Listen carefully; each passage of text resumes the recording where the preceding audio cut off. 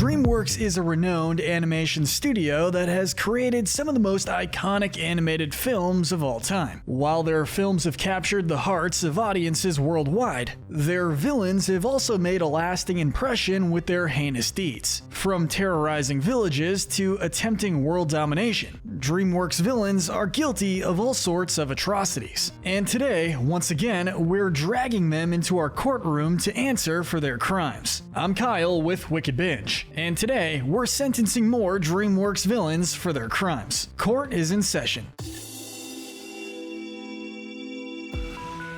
As of now, we've done 3 videos on the topic of sentencing Dreamworks villains. And technically, while this video is being released as the 4th in the series, it actually bridges the gap in between our 2nd and 3rd, because the movies we'll be tackling today are Madagascar, Wallace and Gromit, Curse of the Were-Rabbit, Over the Hedge, and Flushed Away. So let's get started with a movie that you either love to hate or hate to love, Madagascar. Starting off this list is a recurring nightmare for the animal crew. We have Nana. Nana is a recurring antagonist throughout the Madagascar series, appearing in the first movie and then popping up in future projects as well. During the first film, her role is a pretty small one, but still certainly notable. Nana commits both assault and animal abuse by attacking a very innocent Alex with her slipper. Sure, there's no real damage done, but the intentions are there. That is, of course, until she hits Melman with a handbag and kicks Alex in the family jewels. You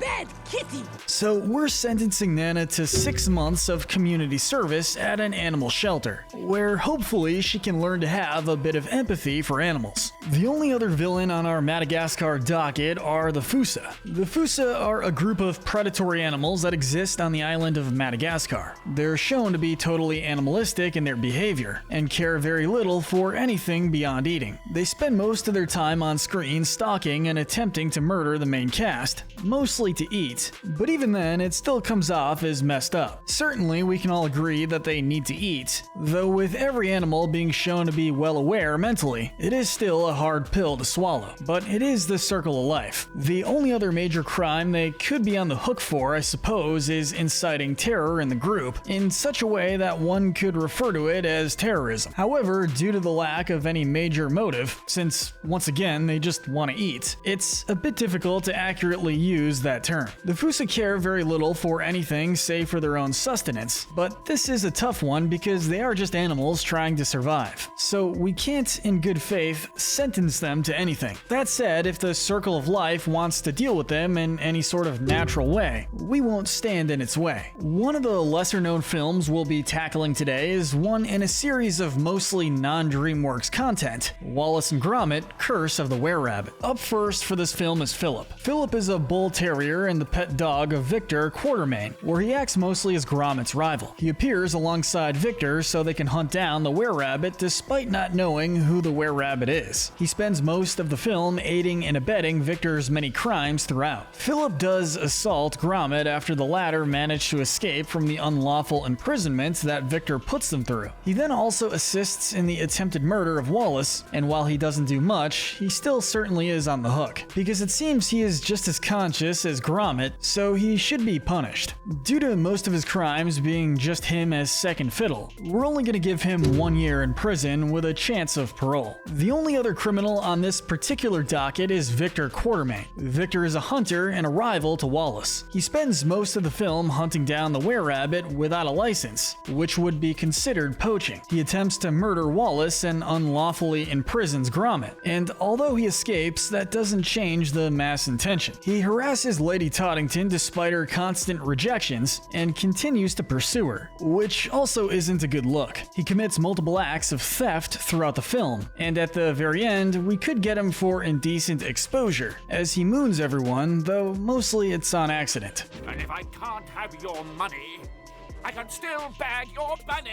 Victor cares very little about the rules, especially about hunting, so it's no surprise he gets a pretty strong punishment. 5 years in prison with no chance at parole, as he does nothing but criminal activity throughout the movie. Probably one of the most memed on Dreamworks films outside of Shrek. Up next we have the classic Over the Hedge. The first criminal we'll be tackling on this docket is Vincent. Vincent is a large bear that RJ works with during the beginning of the movie. movie. He employs RJ to steal food and other such things for him, and this theft seems to have stemmed from things he did prior to employing the raccoon. When RJ doesn't get everything he was supposed to, Vincent immediately jumps to blackmail and death threats as he claims he will kill RJ. I will hunt you down and kill you if he doesn't get what he was supposed to. Vincent commits such immense psychological harassment and trauma to RJ that he appears to RJ in visions and dreams. He stalks RJ to the Hedge and then actively slanders him to his new friends in such a way that it causes intense issues for him. Near the end of the film, he ends up attempting the mass murder of all the animals in the outdoor forest, including the murder of multiple children. Vincent is a massive beast that cares very little for anything beyond his own comfort and survival. Now, Vincent is an animal, and at the end of the film, he does get a good punishment. However, a better punishment in the environment that this movie takes place in would be life in an animal control facility, ideally one that's spacious and comfortable, due mainly to the severity of his multiple crimes. Moving on to the next criminal on our list is the original Karen, Gladys Sharp. Gladys is the president of the Homeowners Association and a general menace throughout the film, as she is arguably the main antagonist of the movie. She commits acts of assault and battery throughout her time on screen, as well as committing acts of conspiracy and attempted animal abuse. She commits massive acts of animal cruelty as she hunts down and attacks the many critters that live around her home, like when she tries to kill RJ and the gang. It's heavily implied that she abuses her presidential power and is probably on the line for corruption as well. I don't care if this thing's against the Geneva Conventions. I want it! She buys and owns the Depelter, which she is very aware is highly illegal to own, so she's on the line for owning illegal contraband. And when she's arrested, she immediately tries to resist and assault the officers, both of which are major crimes no matter how you slice it. She let her role in the neighborhood get to her head and thought she was above the law, but in our courtroom, she's not. So we sentence her to 5 years in prison with a chance at parole. Wrapping up Over the Hedge, next we have everyone's favorite villain from the movie, Dwayne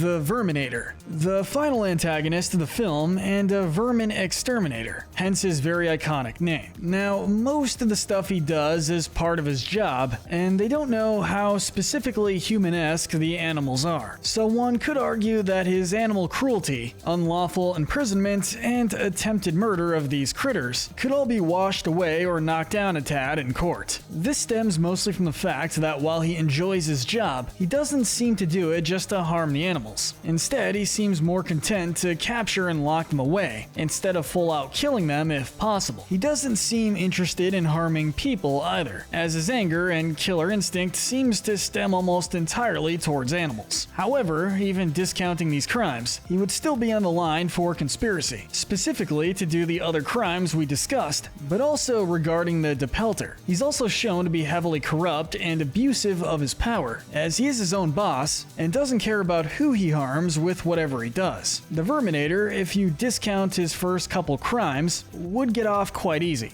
But because we all know at this point how conscious these animals are, we can't give him that luxury. So the Verminator would be stuck behind bars for the next 5 years, without parole. Finally, a movie that has seen a recent resurgence in popularity. We have the Dreamworks Aardman classic, Flushed Away. Starting off this section are none other than the Hench Rats, Blonde, Lady Killer, Fat Larry, and Thimble-Nosed Ted, and the Hench Frogs. We're putting them all together because they all do pretty much the same thing in the film. The Hench Rats and Frogs are a group of minions used by the Toad and the Frog during the film, where they're assumed to rough up citizens for taxes or other such things. They spend most of their time threatening those who need to be roughed up and aiding and abetting the crimes of those who manage to be higher up. None of them do anything particular of note beyond just being there to up the amount of hench people in any given shot. And due to just a severe lack of content with these characters, we're only going to give them 1 year in prison with a chance at parole. Next we have Whitey and Spike. Whitey and Spike are a duo of rats that work for the Toad. Spike is the cunning leader of the Hench Rats, and Whitey is the large albino-esque rat that serves mostly as muscle. While they don't seem to do much during the film, the two of them serve as the Toad's arm when hunting down Rita and then eventually Roddy. I've got Rita, boss! I've got Rita! The two of them are asked to hunt down Rita due to her stealing of a diamond, and they definitely stalk the poor woman as they constantly tail her throughout her time in the sewer. They then subsequently kidnap not only Rita, but also Roddy, and take them to the Toad where they continue to aid and abet the criminal leader, with little to no consequence. They're then sent chasing down the two where they continue to stalk what is essentially their prey. This eventually leads into a pretty obvious case of attempted murder, when they try to freeze Rita and Roddy, like they were originally ordered to by the Toad. This causes the two of them to slip and mess up, but it doesn't change the intention of murder the two had. Whitey and Spike are definitely less competent than the Toad would like, causing them to slip up. Whitey and Spike would serve 15 years in prison with no chance at parole, due mostly to that pesky attempted murder. When more competence and a bit more flair is needed, the Toad calls upon our next criminal, LaFrog. LaFrog is called into the film when Rita steals the master cable that the Toad needs for his master plan. LaFrog makes it very quickly to the top of our list, as he is very quickly an accessory to his cousin's attempted mass murder, and also an accessory to his attempted genocide of Ratopolis, which we'll be talking a bit more about later. Top floor, lingerie, housewares,